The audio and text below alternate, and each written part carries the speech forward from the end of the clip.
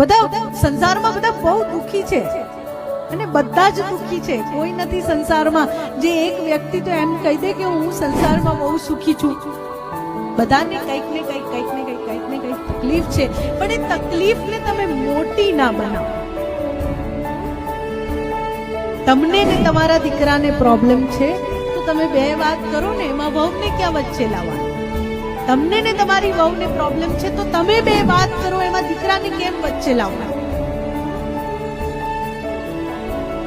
અને જ્યાં સુધી જેને પ્રોબ્લેમ છે બંને વ્યક્તિ વાત નહીં કરે ત્યાં સુધી સોલ્યુશન ના જ. અને એનાથી શું થાય? બધી અલગ અલગ પ્રકારની મિસઅન્ડરસ્ટેન્ડિંગ. કેમ? કારણ કે આપણે આપણા મગજમાં બહુ કાલ્પનિક દુનિયાને બહુ મોટી બનાવી દઈએ છીએ. આમ હશે, આમ હશે, આમ હશે, આમ હશે. હવે ખરેખર એ છે કે નહીં એ ક્યારે ખબર પડે? એ વાત કરવાથી ખબર પડે. બાકી તો આપણે બધી કલ્પના ઊભી કરી જ દઈએ છીએ કે આવું આવું આવું હશે એટલે આવું કર્યું. પણ કહ્યું છે ને કે ક્યારેક ક્યારેક જોયેલું પણ સાચું નથી હોતું અને સાંભળેલું પણ સાચું.